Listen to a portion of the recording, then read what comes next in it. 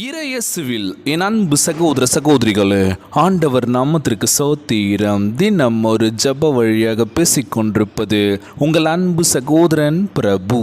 எப்படிங்க இருக்கீங்க? இன்றைய நாள் எப்படிங்க போச்சு? உங்களுக்கு மகிழ்ச்சியாக இருந்தீங்களா? எப்போவுமே சந்தோஷமாக இருங்க.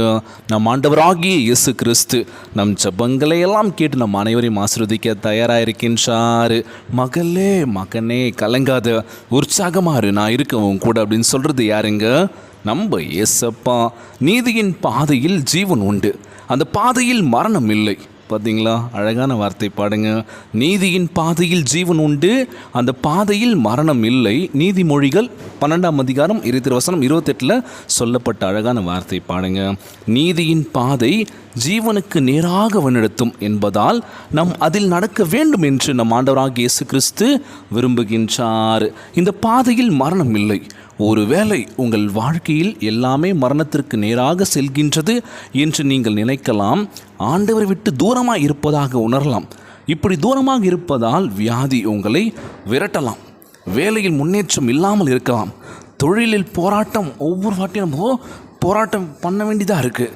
பொருளாதாரம் குறைவாக தான் இருக்குது. காரணம் என்ன அப்படின்னா, நம்ம ஆண்டவர் விட்டு தூரமாக போயிட்டோம்ல. ஸோ நெருங்கி ஜீவிக்கின்ற பொழுது எல்லாமே நமக்கு கிடைக்க போதுங்க. வாழ்க்கையில் எந்த பிரச்சனை வந்தாலும் சரி, ஆண்டவரே நீங்கள் இருக்கீங்க, நீதியின் பாதையில் ஜீவன் உண்டு என்று சொல்லியிருக்கீங்க, அந்த பாதையில் மரணம் இல்லை என்று சொல்லியிருக்கீங்கப்பா. நாங்கள் உண்மை நோக்கி வருகின்ற வேலையில் எங்கள் வாழ்க்கையில் எல்லாமே கொடுங்க ஏசப்பா. வேலையில் முன்னேற்றம் இல்லை, தொழில் தொடங்கினாலும் பார்த்தாலும் எல்லாமே லாஸாக தான் போயிட்டுருக்கு. அது மட்டுமா, ஒரு பக்கம் ஒருபட்ட வியாதிகள் உடம்புக்குள்ளே, இதெல்லாம் போகணும்னு சொல்லி மருந்து மாத்திரை சாப்பிட்டு அது ஒரு வியாதியாக உருவாயிடுச்சு. ஆண்டவரே எங்களுக்கு ஏன்பா இந்த நிலமன்னு சொல்லி ஒவ்வொரு நாளும் உமக்கு முன்பாக ஜெபிக்கின்ற ஒவ்வொரு பிள்ளைகளை பாருங்கள் ஏசப்பா.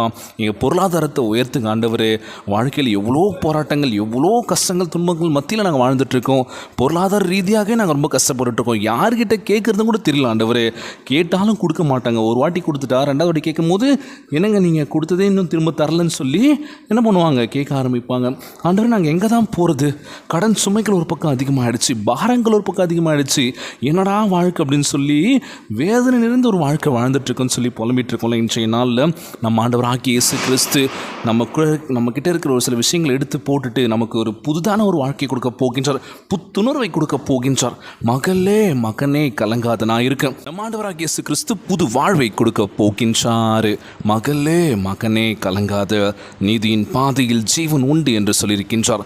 அந்த பாதையில் மரணம் இல்லை என்று வாக்கு கொடுத்திருக்கின்றார். முழு மனசோட முழு ஆன்மாவோட ஜெபிக்கின்ற வேலையில் நிச்சயமாக நமக்கு எல்லாமே கிடைக்க போதுங்க. ஆண்டவரை விட்டு நம்ம தூரமாக இருக்கணும்னு சொல்லி நம்ம உணரும் தருணத்தில் ஆண்டவர் நம்மளை கிட்ட நெருங்கி வர இருக்கின்றார். நம்ம அவரை பெற்று நம் வாழ்வில் மிகப்பெரிய தூரத்துக்கு போவோம்னு சொல்லி நம்பிக்கையோடு இந்த ஜெபத்தை நம்ம ஏறெடுக்க போகிறோம். உலகில் வாழ்கின்ற ஒவ்வொரு மக்களுக்காக ஜெபிக்க போகிறோம். சோர்ந்து போகாதீங்க. ஒவ்வொரு நாள் ஜெபத்திலையும் நம்ம ஜெபிக்கின்ற அந்த ஜெபம் நிச்சயமாய் வல்லமை மிக்க ஜெபமாக இருக்கின்றது. அதனால் கலங்காதீங்க, ஜெபத்தை கேளுங்க, நீங்களும் ஜெபியுங்கள்.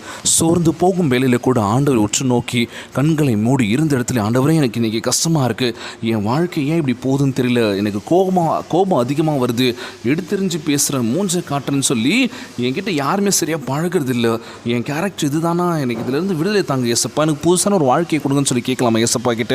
என்னை மாற்றுங்க ஆண்டவரே, எனக்குள்ளே நல்ல ஆற்றலை கொடுங்க, நல்ல பலனை கொடுங்க, நோய் நொடி இல்லாத ஒரு வாழ்க்கையை கொடுங்கப்பா, வேலையில் முன்னேற்றத்தை அடைய வேண்டும் என்று கேட்குறேன் ஏசப்பா. இழந்து போனவற்றை மீண்டும் எனக்கு திரும்பி தருவீங்கன்னு சொல்லி வாக்கு கொடுத்துருக்கீங்க. தொழில் போராட்டத்தில் நான் ஜெயிக்கணும், வாழ்க்கையில் நான் தொழில் தொடங்கும் போது அந்த தொழில் வெற்றி அடையணும்னு சொல்லி கேட்குறோம் ஆண்டவரே. பொருளாதார இழப்பாக இருக்குது, அந்த பொருளாதாரத்தை மீட்டு எனக்கு பொருளாதார உயர்த்துங்கன்னு சொல்லி கேட்க போகிறோம் ஏசப்பா கிட்ட. சோர்ந்து போகாதீங்க, மனம் உடஞ்சிடாதீங்க, என்ன தேவையோ மனம் விட்டு கேளுங்க, அவர்கிட்ட நிச்சயமாக பண்ண போகின்றார். இன்றைய நாள் ஜெபம் உலகில் வாழ்கின்ற ஒவ்வொரு மக்களுக்காக ஜெபிக்க போகிறோம். முக்கியமாக நோய் நொடியினால் அவதிப்பட்டு கொண்டிருக்கின்ற ஒவ்வொரு சகோதர சகோதரிகளுக்காக நம்ம ஜெபிக்க போகிறோம். இந்த நோயெல்லாம் என்னை விட்டு போகாதான்னு சொல்லி கேட்டிருக்காங்க ஏசப்பா. உங்களுடைய கரங்களால் தொட்டு நோயெல்லாம் அகற்றி போடுவீராக. ஒவ்வொரு குழந்தை செல்வங்களுக்காக ஜெபிக்க போகிறோம். உடல் தெம்பு வலிமை தர வேண்டும் என்று கேட்குற ஆண்டவரே, எல்லோரையும் பார்த்துக்கோங்கப்பா. திருமணமான கணவன் மனைவிக்குள்ள ஒற்றுமையை கொடுங்க, சமாதானத்தை கொடுங்க. குழந்தை பாக்கியம் இல்லைன்னு சொல்லி கேட்டுருங்க, நிச்சயமாக குழந்தை பாக்கியத்தை கொடுக்க வேண்டும் என்று கேட்குறேன் ஏசப்பா. நல்ல ஆற்றலையும் நல்ல உடல் வலிமையை தர வேண்டும் என்று இன்றைய நாள் ஜெபம். ஜெபத்திற்குள்ளாக பயணிப்போமா? எங்களை மிகவும் அதிகமாய் நேசிக்கின்ற அன்புள்ள ஆண்டவராகிய இயேசுவே, இன்றைய நாள் வாக்குறுதி வசனத்திற்காக நன்றி ராஜா. ஆண்டவரே, உம்முடைய பிரசனத்தை வஞ்சித்து உம்மிடம் வந்திருக்கின்றோமப்பா. மரணமற்றதும் ஜீவனுள்ளதுமான நீதியின் பாதையில் வழியில் எங்களை நடத்துங்க தகப்பனே. நாங்கள் உம்மை விட்டு விலகி அலைந்து திரிந்ததை மன்னித்து எங்களை மறுபடியும் உமக்கு பிரியமான பிள்ளையாக சேர்த்து கொள்ளுமாறு கெஞ்சி மன்றான்ற ஆண்டவரே, எங்கள் வாழ்க்கையை உம்முடைய சந்தோஷத்தினாலும் சமாதானத்தினாலும் பரிபூர்ண ஆசீர்வாதத்தினாலும் நிரப்புங்கப்பா. நாங்கள் வியாதியையும் பாவத்தையும் சோதனையும் மேற்கொள்வதற்கு பலன் அடையும்படி எங்கள் பக்கம் நிற்பீர் என்று நம்புகிற ஆண்டவரே, எப்பொழுதும் உம்முடைய அன்பின் பராமரிப்பில் வீட்டில் வாசம் பண்ணுவதற்கு எங்களுக்கு உதவி செய்வீராக. இயேசுவே, எப்பொழுதும் எங்கள் வழிகாட்டியாகவும் வாழ்வில் வெளிச்சமாகவும் இருப்பீராக. ராஜா, எவ்வித நிபந்தனை மற்றும் அல்லாமல் எங்கள் நேசிப்பதற்கு நீர் இருக்கின்ற ஆண்டவரே. நாங்கள் யாரையும் நம்பல ஆண்டவரே, நீங்கள் தான்ப்பா எங்களுக்குன்னு சொல்லி முழு மனசோடு உம்மிடம் வந்திருக்கின்றோமப்பா. எங்கள் வேண்டுதலை கேட்டு எங்களை ஆசீர்வதிக்க வேண்டும் என்று இந்த ஜபத்தை ஏறெடுக்கின்ற ஆண்டவரே. நாங்கள் எந்த ஒரு பாவம் செய்திருந்தாலும் மனம் திருந்து இந்த பாவத்திலிருந்து விடுதலை தர வேண்டும் என்று கேட்கிறேன். ஏசப்பா, எங்களை உம்முடைய பிள்ளைகளாக ஏற்றுக்கொள்ளுங்க ராஜா. உமக்கு பிரியமான பிள்ளையாக இருப்பதற்கு ஆசைப்படுறோம்ப்பா. எங்களை அரவணைப்பில் வைத்துக் கொள்ள வேண்டும் என்று ஜெபிக்கிற ஆண்டவர், இந்த ஜெபத்தை கேட்டுக்கொண்டிருக்கின்ற என் அன்பு சகோதர சகோதரிகள், என் அன்பான உறவுகள் எல்லோரையும் பார்த்துக்கோங்கப்பா. நீதியின் பாதையில் ஜீவன் உண்டு, அந்த பாதையில் மரணம் இல்லை என்று சொல்லியிருக்கீங்க ஏசப்பா. நிச்சயமாய் எங்கள் வாழ்க்கையை நீங்கள் பார்த்துவீங்கன்னு நம்பிக்கை எனக்கு இருக்கு ஏசப்பா. எல்லோரையும் பார்த்துக்கோங்கப்பா. நோய் நொடியினால் அவதிப்பட்டு கொண்டிருக்கின்ற ஒவ்வொரு சகோதர சகோதரிகளை உமது கரங்களால் தொட்டு நோயில் அகற்றி போடுவீராக. உம்மால் கூடாத காரியம் ஒன்றுமில்லை ஆண்டவரே. ஒவ்வொருவரையும் ஆசீர்வதிங்கப்பா. எல்லோருடைய வாழ்க்கையில் மகிழ்ச்சியை கொடுங்க, சந்தோஷத்தை கொடுங்கப்பா.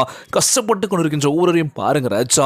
அந்த கஷ்டத்திலிருந்து வெளியே வர வேண்டும் என்று கேட்கிறான் ஆண்டவரே. கடன் சுமையினால் பாதிக்கப்பட்டிருக்காங்க, அந்த கடன் பிரச்சனையிலிருந்து விடுதலை வாழ்க்கை கொடுங்க இயேசப்பா. ஒற்றுமை கொடுங்க, சமாதானத்தை கொடுக்க வேண்டும் என்று இன்றைய நாள் ஜெபம் இயேசுவின் விலையேற பெற்ற நாமத்தினாலே ஜெபிக்கின்றேன் நல்ல பிதாவே. ஆமேன், ஆமேன். இயேசுவுக்கே புகழ், இயேசுவுக்கே நன்றி. மரியே வாழ்க. God bless you all.